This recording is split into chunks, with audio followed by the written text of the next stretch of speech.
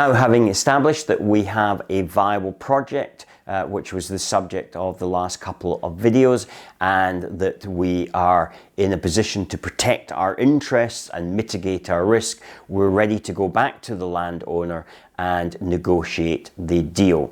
Incidentally, if you have not already subscribed to this channel, please subscribe now and remember to join our Facebook group. So what we're going to do when we go back to visit the landowner, and this is our second visit to them, we're going to present our findings.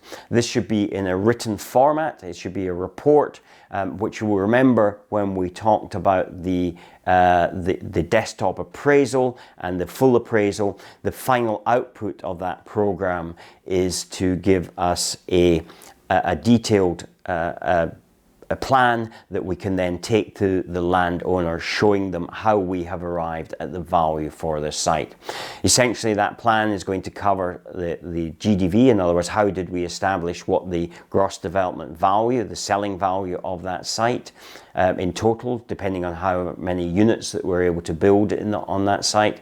Then we show them what profit, and people get a bit scared about us showing the profit, but if we explain this properly, then that should not be an issue.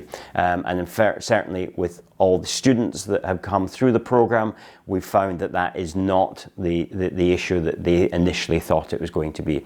And then we show them the different costs that are involved in here, and subtracting that, and therefore the residual land value. And then we further talk about the planning uplift and how there's a risk in trying to achieve that, and that how we mitigate that risk by taking a share of that planning uplift from the particular site once we've gained planning, so as that we are able to mitigate our risk and make our business essentially viable. And so we present that to them. They will obviously have questions. They may want to negotiate around it.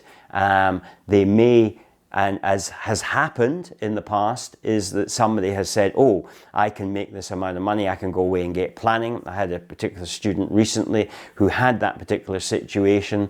The person, the landowner, thought, oh, I can do this myself, went away and got planning, actually didn't get planning, the planning was failed, it was turned down, and has now come back to this particular person and is now trying to negotiate a new deal. That's obviously put them in a much stronger position.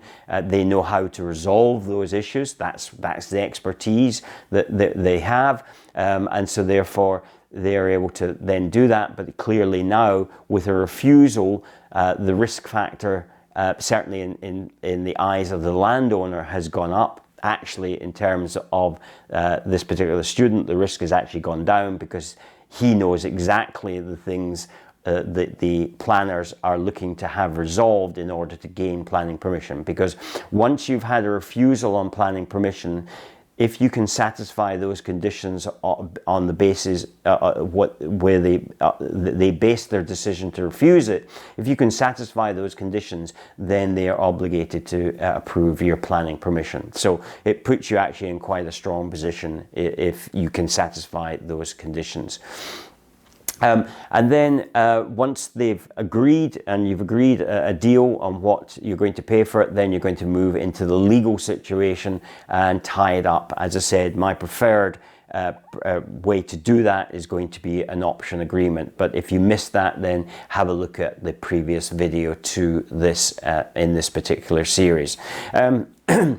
So as I said, you're going to either secure the site with either an option agreement or a promoter agreement, depending on what the exit strategy is. Remember, if you are interested in property development in any way, or you are a property developer, to take our quiz. This way it will actually tell you where your strengths are and where you perhaps need to focus on improving your skill level. So you'll at the end of that quiz, you'll get a full report on that. If you haven't already subscribed to the channel, please subscribe now, and remember to join our Facebook group. On the next video, what we're going to talk about is actually applying for planning permission. So if you want to watch that video and it's already been published, then that video will be here. If you want to watch the previous video to this, then that video will be here. Until the next time, when I look forward to speaking with you, take care. Bye-bye.